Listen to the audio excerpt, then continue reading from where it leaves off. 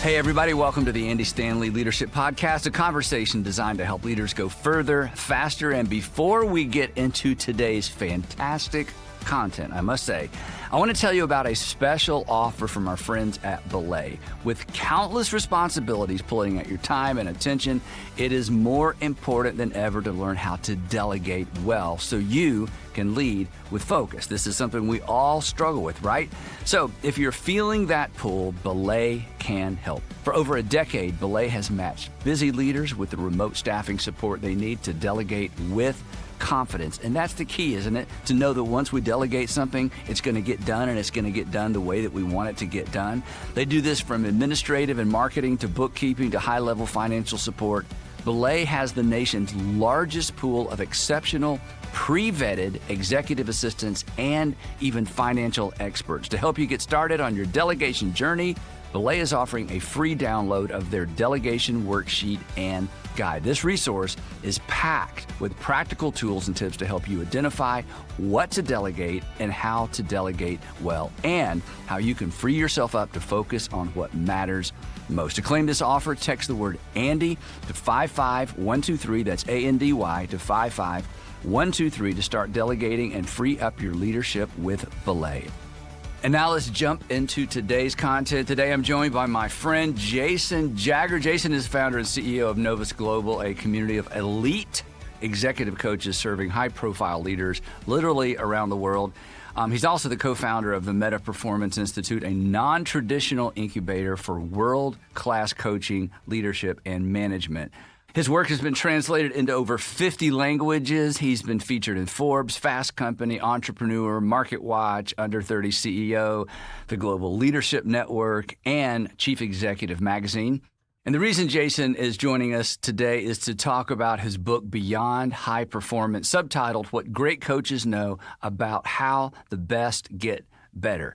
Jason, welcome to the podcast. Thank you very much, Andy. Happy to be here. Yeah, well, I'm so glad you're here. And just so for our audience, Jason was featured at one of our live events. We do a Leader Lab event for the community where we bring in great authors and business leaders. And Jason was here, and his content was so great. We're actually having him back for a group of people who are part of our organization. And I told them all, bring your spouses, because most of us were there without our spouses. I went home and said, Sandra, I know this was like a leadership thing, marketplace content, but it was so practical. So tonight we get to hear it all over again, and we're super excited about that. Thank you. Anyway. Thank you. So I love the book, and there's so much to talk about, and I want to make sure we get to the big idea of the book. But Jason, I want to talk about one section of the book that's extremely practical and helpful. In fact, when our leadership team went through the book, we spent a lot of time on this.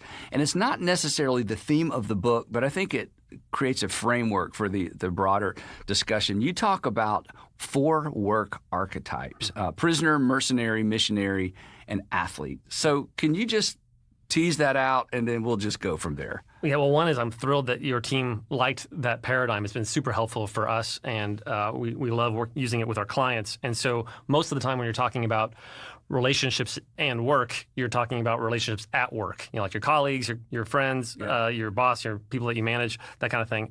But most people don't think about the relationship to work. But the reality is that everybody has a relationship to work. And like you said, we call 4 archetypes, and so I'll run through those just real quick. So you have the prisoner mindset, and that's somebody who works because they have to. And that could be someone who's working 3 jobs and struggling to make ends meet. That you could feel that way there. But also you can have the golden handcuffs, right? You can be like, I work because I have to, because I got to pay for Ivy League school or whatever. And that's a prisoner's mindset. Then you have the mercenary mindset. And mercenaries don't work because they're forced to. Mercenaries work because they like to. They want to. They're like pirates. They're swashbuckling. Wherever the money goes, that's fine. It's not business. It's not personal. It's just business. Build it, sell it. Build it, sell it. Right. That's right. You can hire them to go someplace else, and it's no problem for them. It's fun for them. Then you have the missionary mindset. And actually, I debated on calling it the missionary mindset or the martyr mindset, because these are people who work because they're called to. Right. But the downside is work is life. And there's no boundaries, there's no separation. Everything is mission, everything is wired in, and oftentimes these people burn out. And so whether it's the prisoner mindset or the mercenary mindset or the missionary mindset, there are downsides to that, and they're not the greatest mindsets actually to have. And then we introduce the 4th way, which you mentioned, which is the athlete's mindset. And these are people who don't work because they're forced to or because they want to or even because they're called to. They work because that's the way they're going to grow. And we call it the athlete's mindset because, our firm works with a lot of professional athletes. And you quickly discover that like 95% of the work that a professional athlete does, you never see. Like them on a court with fans and cameras and everything is like the 5% that you see. The job of an athlete is not playing on the court. It's practice. And so they practice, they work hard, they show up even when they don't want to, most of them, because they know that's how they're going to grow. And so we discovered pretty early that if you help companies and organizations and even individuals embrace an athlete's mindset, it liberates them from the other three and allows them to do things that they never thought they could do. And so in our discussion, and you teased this out in the book, you asked the reader, and we went around and answered the question, which one of the four do you relate to the most? And it was such an interesting conversation. And of course, I'm the boss sitting there. It's like, I want everybody to say the athlete. Yes. I don't feel like a prisoner. I'm not a mercenary. I'm not burning out because I'm an activist. And again, we're in a nonprofit, so the missionary thing sounds like, well, that's the right answer. And as you talk about the book, it's not the right answer. It was so interesting. And then also for me, when I was honest with our team, I felt like I started as one, and because of my season in life, I've changed. Yes. And that was convicting to me. So anyway, before I get too personal, why is this important? Well, let me give an honest answer to that. Well, briefly, I'll say the mindsets change in a given day. Oh. So I can be in a meeting and start with an athlete's mindset and then get defensive or hurt or bored or whatever, and then leave the meeting with the prisoner's mindset. These are incredibly fluid. And so I love that you checked in with your team, because not only can you downshift into a non-resourceful mindset, you can upgrade to a resourceful mindset instantaneously. I didn't think about that. Yeah. I was thinking more in terms of natural wiring or seasons of life. Yeah, that's true. Yeah, and that's what makes it fun. And that's why, frankly, what I love about your leadership is you and your team presented this template. And what's amazing is even presenting the template allows people to self-assess and grow. That's like the trick to coaching is I'm not importing information that you didn't have before. I'm giving frameworks and then you walk yourself through it. And it just works a lot better that way. So here's why this is important. I really believe in a way it's hard to explain. Like C.S. Lewis has a line that says, if you could ever see people the way that God designed them, you'd be tempted to fall down and worship them. Yep. And the second half of that quote's less flattering, but but I think about that all the time, and that just hits something in me and the coaches in our firm and our executive team in a way that and I think you as well, that if you could only see who people are meant to be and how precious life is, and it's a limited window of time for us to really get our potential out in a way that heals marriages, in a way that serves others, in a way that connects us to God, in a way that helps us become a more valuable service to others. And it's just really meaningful. And that's what started the work in the first place. And then we wanted to, we were 10 years in and we felt like we had something that was really valuable for people. And so then we decided to write a book about it to capture it as much as we can to get in the hands of as many people as possible. So I want to jump from that framework, because there's a lot more we could say about that, to the part of the book that was really, really catalytic for our organization. And it's really the theme of the book, because you write the book to get to the point where you're challenging individuals and teams to ask a really big, irritating question. Yes. It's irritating because I thought we were doing really well. Yes. I thought, we're killing it. We're successful. We're big. People want to know how we do what we do, blah, blah, blah. Yes. And then we read your book, it's like, no, now we have to, and again, now I have to get out of my missionary mindset and think like an athlete. Yes. And wow. In fact, Joel Thomas, who oversees the core organization that we have, is the one that introduced the book. And when I started reading it, I thought, do I really want us to read this? People are going to start thinking really big, and they're starting dreaming really big. And I thought, wait a minute, Andy, you fool. 30 years ago, you thought this way. Yeah. So it was convicting to me. And again, a little bit of season of life, navigating some of that. So anyway, the next part of the book, you asked the question. I'm just going to throw the question out to kind of, I don't want to bury the lead. The question is, what are we capable of? Yeah. This is beyond a goal. In some ways, it's even beyond vision. Yeah. Because a vision can get tamped down over time. What are we capable of? It's such a irritating, clarifying, motivating, inspiring question. Because again, in organizational life, when I get too busy or when we get too busy, we step back into management instead of leadership. Yeah. And in management, the question is, what's the next problem to solve? What's the next problem to solve? Yeah. Hey, we solved another problem. We're making progress. And to not step back and create the margin to ask, okay, what are we capable of? Just talk to us about that. We can just stay there. And again, this goes back to the mindset of a true athlete who's in their prime, who's not simply thinking about the team scoreboard, but looks in the mirror and asks the question, what am I capable of? So just go. And I'll tell you when I'm thoroughly inspired, intimidated, and feel guilty. Go ahead. Excellent. Yes, we're just going to shame you into... shame me into this next... Yeah, go ahead. One of the primary mechanisms of leadership, guilt and shame. Yeah, it worked. It worked. I mean, literally, you're here tonight to talk to some of our major stakeholders because we engaged with that question and we bit off something really big. Yeah. And it's so exciting. And I think our team feels more engaged than ever. So go ahead. That is so exciting to hear. And one of my favorite phrases is a good coach helps you get what you want. A great coach helps you expand what you want. And so, when we talk with marketing people and trying to help us get our word out and everything, they're like, what's the pain point? What's the thing that you're trying to alleviate? And I always get frustrated because it's like, people don't come to us so they suffer less. People come to us because we're going to help them suffer more and suffer well. Like the word passion means to suffer. You know what you're passionate about when you know what you're willing to suffer for. We sit down with clients and we say, hey, we want to explain to you who the boss is. First we say, just so we're clear, I'm not the boss. Like the coach, I'm not the boss. And they usually like that. They're happy to hear that. And then we say, and you're not the boss either. And they're okay, I get it. We're like, seriously, who's the boss? And then we usually say, your potential. Your potential is the boss. Your potential is what's going to hire or fire me. We are going to submit to your potential when we're talking about what we're going to talk about. Your potential is a thing. Now, the question is who knows the most about your potential? Because by definition, it's invisible. Right? Like with Andy Stanley, how much more do you got in the tank? Nobody knows. Nobody knows, except for one person.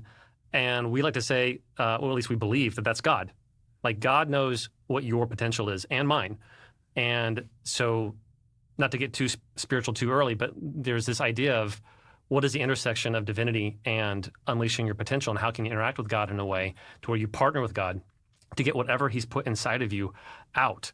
And that's where the question, like, what are we capable of, came from. Now, we don't talk explicitly in religious terms in the book, nor with most of our clients. Right. But people understand enough of a sense of transcendence. That's right. If you just kept it in the realm of, beyond what I see, beyond what I've experienced, when I dream, when I imagine what could be and should be, we go there. Yes. Everybody has gone there in their minds about their futures. I mean, we daydreamed as kids of, being the quarterback. We daydreamed as kids. We know how to do what you're talking about, regardless of what we name or how we brand that sense of transcendence of what if, what could be and should be. So absolutely, keep going. Everybody, if you're listening to this, I know one thing about you for sure is everybody has a sense that there's another gear. Yeah. Regardless of how old they are, regardless of how successful they are, regardless of their past, you have this sense that there's something in you, there's something valuable, meaningful, there's more inside of you, and we're just a little nervous about how we're going to get it out. And so what are we capable of, or what am I capable of? That's not a question you answer, that's a question you answer to. That question becomes like an authority in your life. Like, no, that's why I said it's irritating. Yeah. Nobody wants to be told what to do. No. And that question, I mean, you're exactly right. It's sort of becomes the boss of me. Yeah. It's a question I know better than to avoid. Yeah. It's a question I want to avoid. Just not avoid, but I mean, I feel like I'm doing fine. For sure. It's so powerful. And I tell you what, to our podcast listeners, if that kind of stirs you up, what am I capable of? You wait till you sit down with your executive team or your board and open up a conversation. Ladies and gentlemen, I know what we're doing. I know the problems we're about to solve. I know what we've done in the past. What are we capable of? Wow. Yeah. It's fuel. Anyway. It changes the context in which you interpret everything. Yep. And I will say, because I'm with you, Andy, like it's funny, in our firm sometimes we're like, oh, can we have another question? Yeah, right. And what's for lunch? Let's go with what's for lunch question, right? That's right. So there is a high-performing way that you can mishandle this question to where you just turn it into another form of high performance. And so like in the firm we say, always rest but never coast. right? So like LeBron James reportedly sleeps like 12 hours a day, right? Like his recharge is really important. So then, and I learned from you so that he can do what only he can do. And so whenever you're talking about going beyond high performance, whenever you're talking about tapping into the next gear, it usually isn't going to look the way your high performing mind thinks it's going to look. Why is that?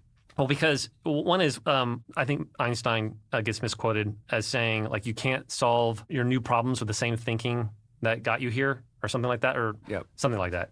That's part of it, is when you're thinking about, like, when we do our 2-day trainings, we start by saying, hey, look, we're here to help you get twice as much done. And when we say that, we're here to help you get twice as much done, people will get nervous. And tired. Yeah, because they've got an algorithm. I do, you do, most people have an algorithm. It's a high-performance algorithm that says, in order to get more done, I have to work more. Yeah, do more. That's right. That's the algorithm. And I learned from reading your books that's actually not the way to think, because the less you do, the more you accomplish. And that's a meta-performance mindset. Like a meta-performing mindset is saying, okay, whatever it does look like for me to do more, it doesn't look like what I'm doing now. It's going to require a different kind of thinking, a different perspective, and your anxiety and my anxiety and stress around it. That's the high-performance mindset trying to sabotage you stepping into the next level of the video game. Because once you get to the next level of the video game, you look around and you're like, this wasn't nearly as difficult as I thought. And if you're listening to this, everyone has been there. You've been there, I've been there, where at first it's terrifying and you're kind of working your way through it and it's clumsy and it's hard and you don't like it. And then suddenly you get a groove and you get a stride, and then all of a sudden you look around and it's normalized. And you're like, it's expected. That's right. That's right. And then you assume that's your new top. And it's like, nope, there's another gear. There's always another gear. It's crazy, Andy.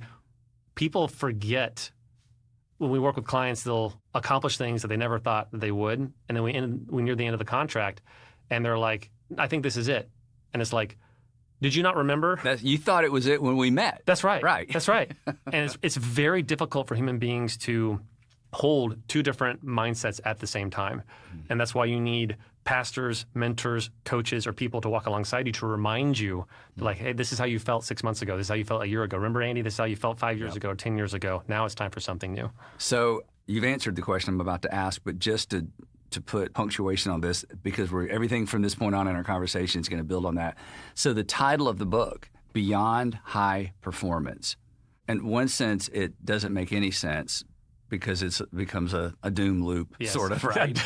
You know what I mean? It's like beyond high. Okay, now beyond, then to infinity and beyond high performance. Nice. But why did you choose the title? Because it's intriguing, and again, it goes back to the question. So maybe we've answered that, and let me add, and because I didn't spend much time on this, Jason really does deal with and coach, and his team coaches some of the highest performers in the marketplace and in the world of professional sports in the world. Names he's not going to name, but they're household names. When you intersect them, they are already high performers. They're already either almost or at the top of their game. So without, I don't want you to name names, but talk a little bit about Beyond High Performance. Yeah. Several years ago, I was doing some informal consulting with a Fortune 10 company, and we started with, what's the problem? Like, we're doing reconnaissance, we're getting to know you, and they said, we have a bunch of high performers. And I was like, okay, great. So what's the problem? And they're like, we have a bunch of high performers. I was like, ha, seriously, but like, what's the problem? And they got angry. They're like, you're not listening to us. We're telling you the problem. We have a bunch of high performers. And my whole life, I wanted to be a high performer. Well, I read books and all the things, invested in myself, got coaching, all to be a high performer. I had always been taught that was the point. I'd never been taught that was a problem. And what we discovered, what we now call the high performer problem, is that whenever mental models really matter, and most people carry around a really basic performance model that says there's low performers, performers, and high performers. And if that's your model, which is fine, but if that's your model, then as soon as you think that you're a high performer, then you're like a Thanksgiving turkey. You're done, right? And then you're tempted to coast and all these things, and it creates a series of problems, which we can double click on later. What's interesting, though, in terms of why I picked the title, is a little like marketing stuff. One of our executives was buying the book for their whole company, and he was nervous about it because he's like, hey, Jason, and for obvious reasons, I'm not going to tell you who the name of the person is because of the story I'm about to tell, but he's like, we have people on our team that aren't high performers. They're not going to like your book. And I said, we named it Beyond High Performance on purpose, not because everyone is a high performer, but because everyone thinks they're a high performer. It will appeal to them regardless. That's right. And a year later, we came back and we laughed. He's like, yeah, the people that I was most surprised that would assume they would never read a book on high performance devoured it And we wanted to have a book. We wanted to have a book that you could read on an airplane and not be embarrassed by the title. Yeah. You know, my favorite books for I'm married and my wife and I read marriage books of how to do that well, and we're learning and we're newlyweds and all the thing. And the books for these, oftentimes, your book I know is great. exactly what you're going to say. The book titles are embarrassing. Yeah. I don't want to be on a plane reading Getting the Love You Need. Yeah. kind of a deal. I want something else. And so it was a marketing strategy for calling it Beyond High Performance. No, well, years and years ago, I ghost wrote a book for my dad on temptation, and this is way back. And I'm trying to remember, the original title was something like How to Handle Temptation or How to Deal with Temptation. Nope. Yeah, nobody wants to be seen. You're at the bookstore? Yeah. A couple editions in, they changed the title to something else. It's like, you're going to put that. That's a Kindle read. That's why we love Kindle. Nobody knows what we're Nobody reading. knows. Yeah. And then we don't know. People say, what are you reading? It's like, hold on, let me go to the front. I don't remember the title or the author, but it's really good. Yeah. Okay. We could have called it, You're Not Very Good, Here's How to Get Better. But no one's going to take that to the coffee shop. Okay. So now I think we've intrigued the audience enough to read the book. So drilling down a little bit. So there's a list on my version, about 44 pages into the book, that I think should be maybe taped to every leader's mirror or desk. You describe the early signs of leadership stagnation and plateauing. And again, for most of our listeners, we don't think in those terms. We think in terms of plateauing. Either the organization's plateaued or, hey, to your point, I'm a high performer. Why am I even listening to this dumb podcast? Yeah. Let's get back to something entertaining. I don't need this. So you give the signs of leadership stagnation or plateauing. They're subtle, but they're so significant. So what if I just read the list and you comment? Yeah. How about that? Yeah, let's do it. There's 5 of these things. The first one you write is resistance to feedback. Yeah. So are high performers generally resistant to feedback? I think that's one of the earliest indicators they're suffering from the high performer problem. At least I'll say that's one of my early indicators. Yeah. I know. Because athletes don't resist feedback. So generally, right? I would think you're right. So I was talking to Dan Lafillard, who's now the co-president, but he started our sport division, and Andrew Ladd, who's one of our coaches, who used to be he is a 2-time Stanley Cup hockey player. Oh, wow. The 3 of us were talking, and Andrew was teaching me that most professional athletes do not have a growth mindset. Most professional athletes suffer from the high performer problem, and that shocked me. Because I was like, "What? You're one of the best in the world. You're gonna, and you have money, so you can hire 10 sports psychologists and get the IV and all the things that I imagine." And he goes, "There are athletes, the best ones do that, but a lot they show up to." And I think he said this. He said, "A lot of people show up their first day in professional sports like they've arrived." And wow, and that's a huge problem. And that's so. And the evidence that a person believes they've arrived is that they do not want coaching from their coach or from us or anybody. They don't want feedback. Who are you to tell me? Yeah, you can't do this. That's right. That's exactly right. You can't do this. I've got my fan club over here that's incentivized to tell me exactly what I want to hear. And then they struggle into some kind of area of professional sport mediocrity. And the downside of professional sport this way is being an average professional athlete is still pretty awesome. Yeah. And so there has to be some kind of disruptive moment that kind of awakens them into saying, I don't want to be just an average best. I actually want to explore what I'm capable of. What am I capable of? That's right. So for the rest of us, our mere mortals, we don't, we have to stretch before we walk. So number 1, resistance to feedback. So okay. The second one was resent being asked to do more. Yeah. This surprised me a little bit. Yeah. So people, you're kind of flagging or plateaued in your leadership if you resent being asked to do more. Well, it makes sense, and I want to say this as empathetically as I can. When you see yourself at the top, you see yourself as I can't do more. I'm full. And I think that gets to the next piece there. You can throw it out. Yeah, the third one is both overwhelmed and bored at the same time. When I read that, I thought, I know exactly what that means. Overwhelmed and bored. Yeah, because you're overwhelmed because you perceive yourself to be at max capacity, and you're bored because you are not at max capacity. And it creates this really disorienting stuckness. Yep. That is one of the major symptoms. Yeah, when I allow myself to get so busy with tasks, I get pushed out of leadership into management. Yeah. I'm busy and bored because management bores me. Yeah. But I'm just wall to wall with stuff to do. I don't have the margin to even ask the question, what am I capable of? I'm like, are you kidding?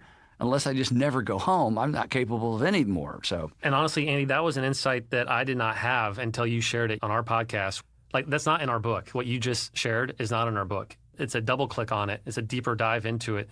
And it makes total sense to me. If you're listening to this, it might resonate with you too, just to reiterate what Andy's saying, which is you get so busy, you don't have time to do the things that you really love. And not to keep coming back to professional athletes, but like Dan Leffler, I mentioned earlier, he was a national speed skater for the Canadian team before he became a coach and joined our firm. And he walked away from it because he'd lost his love of the game. Oh. And oftentimes when you're working with athletes, they're grinding, they're getting well paid, but they have detached from their love of the game. And you cannot go beyond high performance without reattaching to the love of the game or connecting to the mission or connecting to your why or whatever language you want to wrap around it. Wow. So both overwhelmed and bored. So if you're listening and you're overwhelmed and bored, that's anyway, you got to read this book. Okay, number 4, jealous of those who surpass you. Yeah. And I think there's a competitive part of this. Yeah. Jealousy, being competitive. Yeah. But talk about jealous of those who surpass you. Again, an indicator that as a leader, there's stagnation is setting in or plateauing, jealousy. Yeah, this one is one that's hard to admit, both in myself and with others. But when you see yourself at the top, at the peak, either at the top of an organization or you're the head of your division or whatever, there's really only 2 ways to keep your spot. Either you have to keep growing, which you're not going to do because you're overwhelmed and bored, or you have to stop other people from growing. And this is subtle. Of course, there's sociopaths who do it on purpose and delight in it or whatever.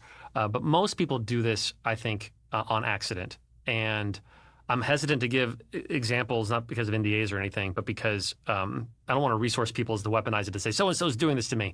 But just as a self-reflection, like, how do you feel when other people on the team at your same level or one level, quote, beneath you, when they get promoted or they're successful? If you start to get anxious or you feel afraid, then that's an indicator that there's something there that you don't want to keep just between your ears. You want to get that out into a safe environment with someone else who can walk with you through that, because that will not only sabotage your growth, you'll start unintentionally sabotaging the growth of others. Yep. And when I talk about jealousy within our frame of reference, I say when you sense jealousy, you need to immediately publicly celebrate that person. You should just force yourself to celebrate them with a note, them with a text, or next time you're with them to say, hey, real quick, have you heard? And it doesn't matter if you feel it, right? Yeah. Celebrate other people. That's how you break the hold of jealousy. And when we find ourselves resistant to that, then we know we got to look in the mirror. And again, and you talk about it within the context of an organization, but then many of us look at other similar organizations and there's that same sense of, oh no, I used to be the guy and I'm not the guy anymore. And when I'm healthy, those organizations inspire me to get better. When I'm unhealthy, I secretly rejoice when they hit a roadblock or they hit a bump. Yes. And then I see that nastiness inside of me. It just sickens me that that's in me. And everybody knows that's nasty and gross. But anyway, just paying attention to that. Yes. Okay, last one. It kind of goes with resistant to feedback. Is no longer teachable. Yeah, that's right. And it is I don't have anything to learn from anybody. And by the way, this happens. So like in our firm, we guard against this. I guess I'll talk about myself. So a lot of what I do these days, Dan and Tricia kind of run the show at the firm specifically, and then Joseph Barkley runs the show over at the Institute as the president. So it's the 3 presidents. And a lot of what I do is teaching and explaining and coaching into they do most of the teaching and coaching, but then I get to kind of drive by coach and teach like tactics and things and how to best practices and how to coach and those types of things, and sometimes leadership stuff, and I give them your stuff and other people that we are inspired by. And I think this particular one, no longer teachable, is most susceptible to the people who spend most of their time teaching. Oh. And so I find... Now, why is that? Well, because I think it's what you mentioned earlier. You don't create margin for learning. So it's not, I don't think necessarily it's ego. I don't think necessarily it's pride, although when you disrupt it, you find out. Right. Right. And like our top coaches, I have to keep reminding them as a reminder to myself, don't forget to be a learner around here, because people will become like you, not listen to you, which means they will say, oh, in order to be like so-and-so in the firm, I need to also not be teachable. And we don't put words to it that way. Yep. So like John Roberts is a senior partner in our firm, and one of the things I love about him is he wasn't always this way. He would tell you this. He loves working with high performers because he's like a recovering high performer. And his recovery has been so beautiful to watch because he's this, handsome guy in finance. Just everything he does wins, and it's so annoying and inspiring. Sorry, scratch that. Inspiring. Yeah, it's so inspiring, John. And he's very talented, very, very, very smart. And in finance at least, you get paid to be right a lot. And so when he came into the coaching space, that was his MO. And being in the firm was really challenging for him in the same way it's challenging for me as we work together because both of us have the same problem. And we really helped each other through conflict and through friendship, opening a space for him specifically to discover that there's more power in learning than there is in knowing. And now it's fascinating. Now when we're at trainings, Dan and John and other top coaches in the firm, they know it's their job to model learning. And by the way, if I could just brag about you for a second, when I spoke, you can take more than a second. Excellent, great. This is a perfect example of, regardless of where you are in your success, still learning and still being hungry and those types of things. So when this is a little self-flattering, but I don't mean it to be this way. So when you brought me in to speak at the Leadership Lab, which was such an honor, by the way, my team was sitting behind you, but just so people know, I get very nervous before I speak, and speaking in front of Andy Stanley for me was also a thrill. But I was like, come on, can you step out of the room for a little bit? Let me do my thing, so I don't have to speak in front of one of the people who've inspired me in my communication my whole life. So that was annoying. But they took a picture of you because you had your head down and you had your iPad out or something. And I don't know if you were like drawing hangman or whatever, but they said that you were taking notes. And I'm like, here's this guy who's built this incredible organization and with a team, of course, and he's sitting in the front row. And I've been reading his books my whole life, and he's in the front row and he's taking notes. And that is a perfect example of what I want, who I want to be. That's a perfect example, and I'm not that way a lot. That's a perfect example of who we want our top coaches. The more authority you have in the organization, the more important it is to model the teaching, because that's what people in the organization are going to pick up from you, not the tips and the tactics and all the things that you say. Now, this is such a big idea that to model learning, not teaching, because I view the teacher as the person who's learned all they need to learn. If I could just learn what they learn, I would be where they'd be, which is, again, there's a lid there immediately. Yes. But to model learning, and early on when we read, I guess it was The Fifth Discipline, he talked about being a learning organization. Yeah, it was that book. That's right. He talked about being a learning organization. This is almost 30 years ago we read the book. I think it took about 20 years to get through the book, but we started it 30 years ago. Yeah. It's wonderful. And it's like Fahrenheit. Nobody knows how to spell it, and nobody knows how to pronounce Peter's last name. So we just say Peter. Peter. We love you, Peter. We love you. But he talked about being a learning organization. And I remember with that original 6, we constantly read books together. But hearing you frame it the way you did, a quote that I lean into constantly is Sam Harris said this on one of his podcasts. He said, we must pay attention to the frontiers of our ignorance. Yes. Pay attention to the frontiers of our ignorance because it keeps us curious. Yeah. And it allows us to be happy when we realize we're wrong because we're not wrong anymore. Yeah. So that's not natural. No. But having those statements for me, because I mean, we know when our pride's coming up, when jealousy, we know in that ugly stuff. And I don't want to be that way. But you just gave me the handle to model learning. Yeah. Not being Andy has all the answers, because we know we don't. That's so right. That's very powerful. Well, wow. Even a few tips on that too. It's interesting whenever we come into organizations, oftentimes the CEO is like, hey, I want to hire you to coach those people over there and fix them. Try to get them to my level. That's right. Yeah. And they don't mean it that way, but like in some ways it's kind of selfless, right? Like I don't want to use resources for me. I want to use resources for them. So like I get it. And what I usually tell them is you don't understand how powerful it is when you hire coaches for them to say, you don't have to hire us, I don't care, but to say, I'm working with a coach also. Yeah. I'm loving it. I would love for you to have the same experience. You'll get 10x out of that deal. Wow. And also with Sam's quote, say it again. We must pay attention to the frontiers of our ignorance. Yeah. So step 1 is believing that you have ignorance. Yes. And that's reminding yourself. That's what marriage is for, isn't it?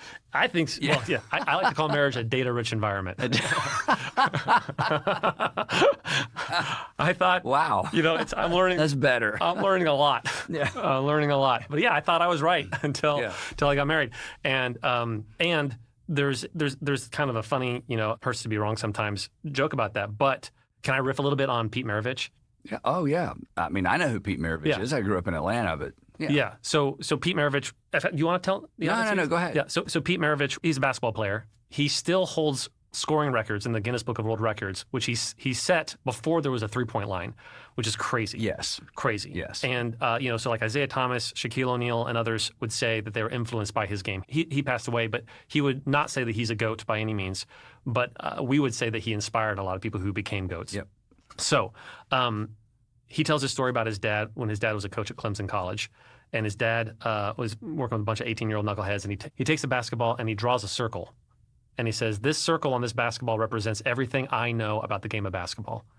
And then he points to the whole basketball and he says, but this whole basketball represents everything there is to know about the game of basketball that has never been discovered. And he's like, if you can put aside the girls and the cars and all the nonsense and dedicate yourself to greatness in this sport, you will be amazed at what happens in your life and your career.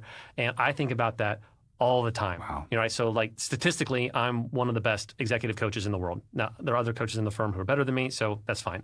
But statistically, I'm in like the top 1%. And when I think about Pete's dad, I'm scratching the surface. I'm a beginner at this thing. And there is a whole universe of executive coaching that we're going to discover in the next 50, 100 years with AI and all that types of stuff, like ways of helping people to become that I haven't even thought of yet, dreamt of yet, discovered yet. You really believe that? Yes, 1,000%. Yeah, and I believe that about... I believe you do. I just thought I'd ask. Yeah. Because it sounds like hype. It's romantic but to it's me. true. And in fact, every leader, anybody listening who's accomplished anything of even marginal significance knows that's true. That's right. Because all we have to do is look back, even on our own journey, and to realize what we didn't know then that we know now. And of course, there's that much... Yes. Times however much to know. And it has to be true. Yeah, there has to, yeah. It's Shel Silverstein where the sidewalk ends. It's Einstein saying that imagination is more important than knowledge, right? I was just listening this morning to a podcast with a Nobel Prize winning scientist, and he said the difference between good scientists and great scientists, they all have the technical skill. The difference between good scientists and great scientists is great scientists are imaginative. And it's your capacity, and this is North Point. This is North Point 30 years ago saying, imagine a faith community that irreligious people love to attend. But imagine, and then you did. And I find that romantic. And I'll land the plane here for me. Like, in order to go beyond high performance, meta performance is not mechanistic. It's not grinding it out. It is a love affair with the future. It is romantic. When I was in college, I got home after a long day, lots of classes, and I was exhausted and I was tired. And then she called, and suddenly, I'm 19 years old and all I want to do is stare at a wall or whatever. But she called and I got energy. Yeah. Right? Because love creates energy. Yes. I don't even remember who she was. All I remember was her phone call at the time, lit me up like the 4th of July. And, I get home from work and I'm tired or whatever. My wife comes home. Energy, right? And love does that. Love creates energy, and most people forget to stay in love with their own future. And that's what the conversation we're having. Wow. So our producer, Susie, who often is in here talking with me, she's right here behind the glass, and our brains are exploding. She's working on a project it's impossible. We're going to figure out if it is possible. Right. This has been great. Great. Any last words? I have a question, but we may have covered it. I wrote down, what's the one belief leaders need to rethink if they want to go beyond high performance? Yeah. Is that a good question? Sure. What's the one? Yeah. I'm going to butcher the quote. This is not what Augustine said, but I like this a little better. I don't know the original quote. I'm going to improve on Augustine. Yeah. Or Augustine, or how do you say his name? Yes. I had a professor that would say, Dr. Geisler would say, St. Augustine is in Florida and St. Augustine is in heaven. And that's how I've remembered it ever since. Very nice. Yes. Okay, go ahead. So the butchered quote is, courage is the chief of all virtue because it's through courage that all virtue flows. And the thing that stops us from going beyond high performance is simply courage. And, was it Helen Keller who said life is either a daring adventure or nothing? And I want it to be a daring adventure. And I want it to be a daring adventure for as much people as I want to say divinely possible. And that's the game. And frankly, not to keep talking about your business, but that's what church is. Church is inviting people into the grand adventure of God. And it's daring. And it requires sacrifice, and you win sometimes, and you lose sometimes, and there's grace, and you get back up, and there's the kind of a divine empowerment that happens, and it's romantic and it's wonderful. And I just want as many people to experience it as possible. And in light of what I do that you just referenced, and in light of what you're coaching people to do, in light of what this book does, at the end of the day, it forces us, when a group decides I'm going to ask the question, what am I capable of? Other people win. Yes. It forces me beyond what's in it for me. Yes. And what I'm comfortable with and my stagnation, and I've done enough. And when people either individually or corporately, organizationally begin to ask, what are we capable of? On the other side of that question, other people benefit. The world becomes a better place, right? Yes, 1,000%. Oh, goodness. Thank you. Thanks, Andy. So much fun. We got to have you back. You don't have to write another book to have you back. And for those of you who have not read the book or listened to the book, it's Beyond High Performance by Jason Jaggard. You need to get the book. It's available, obviously, wherever books are sold. Thanks for listening. Before we leave, we do have one ask, and that is to subscribe, because when you subscribe, you help us grow this audience, which allows us to keep improving and bringing you great guests like Jason and more content to help you go further, faster as a leader. And please be sure to visit andystanley.com. At the website, you can download the Leadership Podcast application guide that includes a summary of this discussion, plus a few questions for reflection, either for you or for your group. And make sure you join us next week for our Reverb episode, where Susie and I will talk behind Jason's back about all the things that we just talked about and more. And again, thank you for joining us on the Andy Stanley Leadership Podcast.